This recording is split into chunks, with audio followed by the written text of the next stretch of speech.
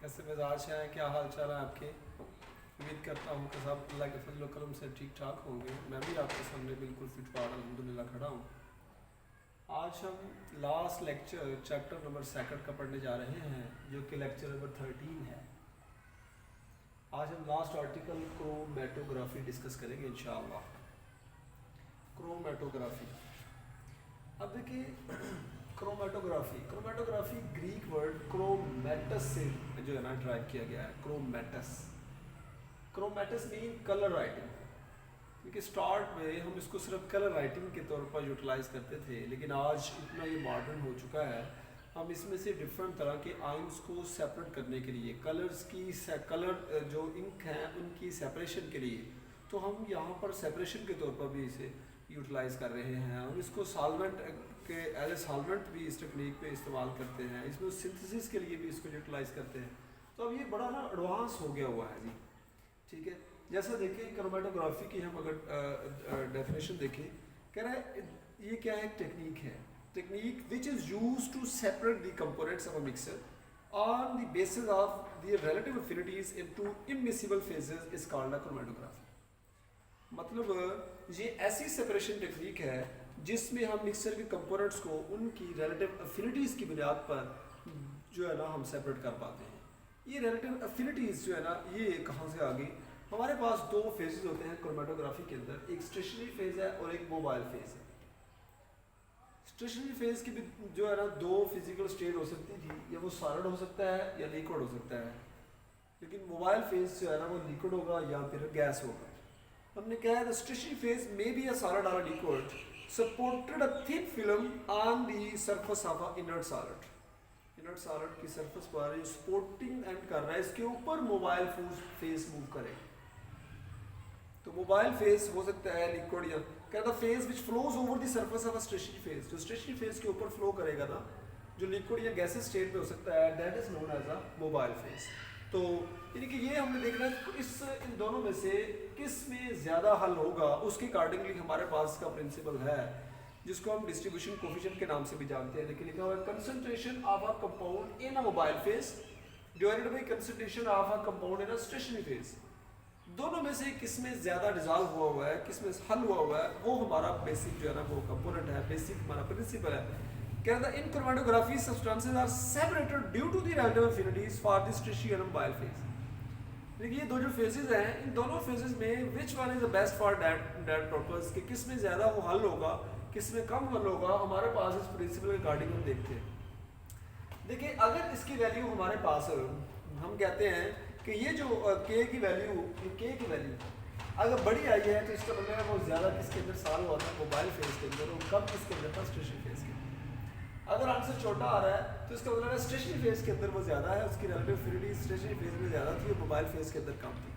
मतलब कि इसके आंसर को हम देख के ये बता सकते हैं कि इनमें से किस में इसकी रिलेटिव एफिनिटी ज़्यादा थी, स्टेशनरी में ज़्यादा थी या मोबाइल में ज़्यादा थी। दोनों को हम बड़ी इजीली जो है डिस्टिंग कर लेते हैं by with the help of a value k।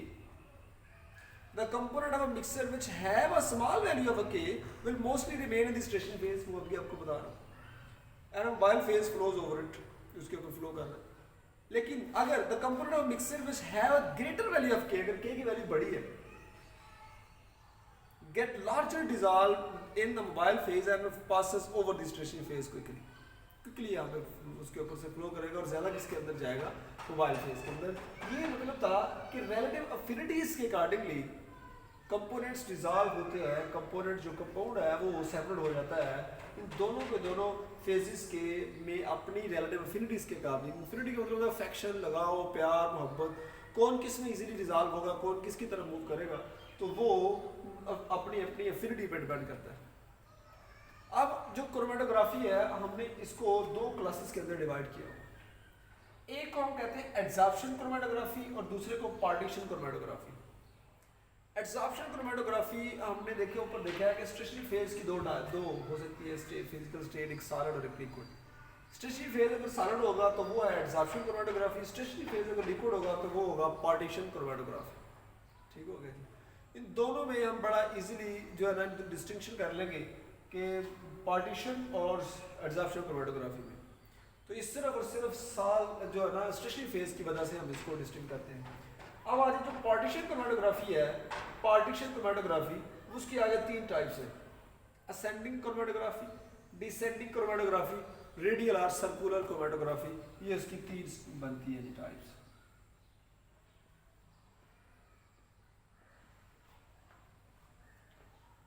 ठीक हो गया जी। हम जो इसमें डिस्कस करने जा रहे हैं वो है असेंडिंग क्रोमेटोग्राफी, और वो पेपर क्रोमेटोग्राफी उसी के टाइप में आता है, हम वो डिस्कस करने जा रहे हैं। लैब के अंदर भी हम उसी को डिस्कस करते हैं। हमारे पास एक क्रोमेटोग्राफिक टैंक दिया जाता है, क्रोमेटोग्राफिक टैंक।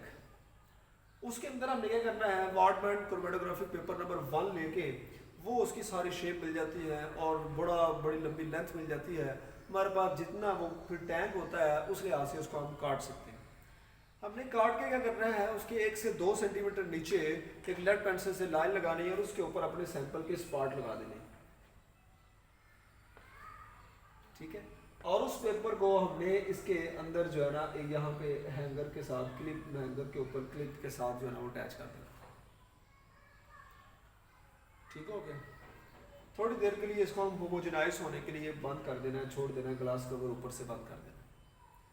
ये नीचे हमने जो सॉल्वेंट डाला है इसको फिर अभी हमने क्योंकि शुरू ना किया सॉल्वेंट, फिर हमने इसको इतना नीचे करना है इस पेपर को कि ये जो हमने लाइन लगाई थी, वो लाइन लगाई हुई थी उस वो डिप नहीं हो, उससे थोड़ा सा नीचे जो है ना हमारे पास ये सॉल्वेंट के अंदर पेपर जो डिप हो जाए, गीला हो जाए, उसके अंदर डूब जाए।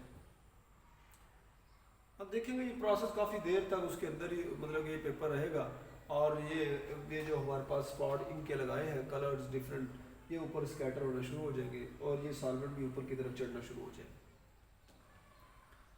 जैसे सॉल्वेंट 3/4 एटलीस्ट 3/4 पेपर का चौथाई हिस्सा सिर्फ पीछे बचे 3/4 तक ऊपर चढ़ जाए तो हमने इसको हैंगर से उतार लेना है। हैंगर से उतारना है तो उसको ड्राई होने के लिए छोड़ देना है।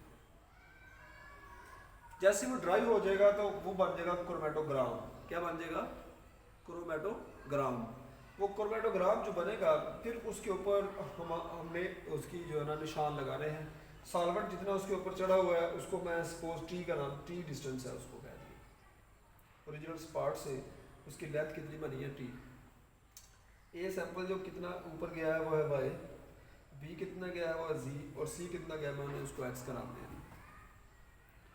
अब आर एफ है रिटार्डेशन फैक्टर, हम इसको हर एक का बैन करेंगे। वो क्या होता है? वो होता है distance travel by A component from the original spot. ये जो कंपोनेंट है उसने कितना ऊपर ट्रेवल किया divided by the distance travel by the solvent. ये जो नीचे सॉल्वेंट था उसने कितना ट्रेवल किया, जो टी था।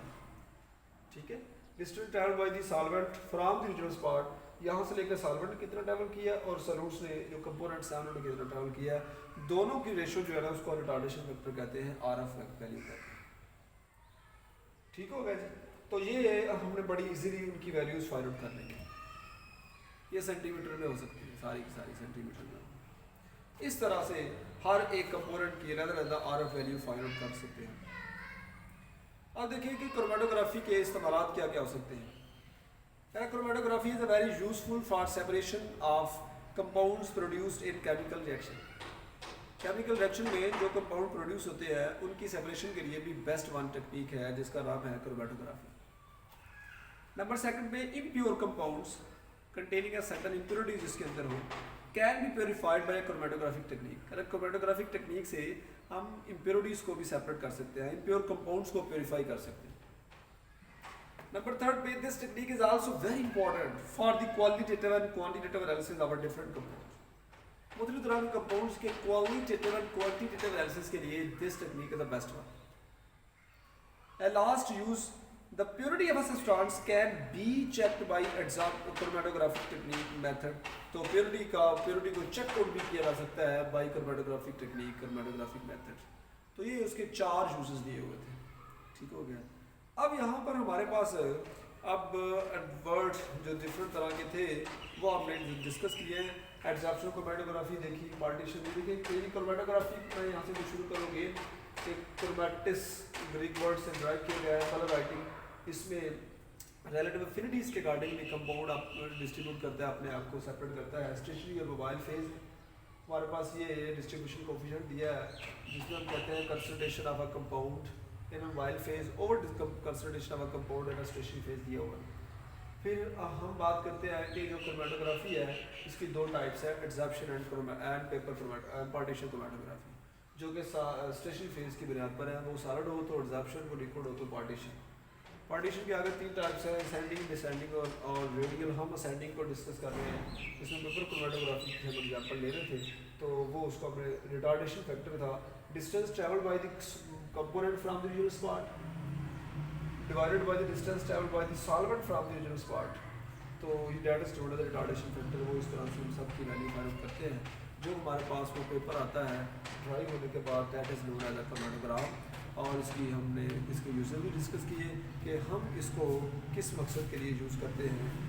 तो हम इसको सेपरेशन के लिए यूज़ करते हैं, प्यूरिफिकेशन के लिए यूज़ करते हैं, प्योरिटी चेक करने के लिए यूज़ करते हैं, क्वालिटेटिव और क्वांटिटेटिव एनालिसिस के लिए भी यूज़ करते हैं।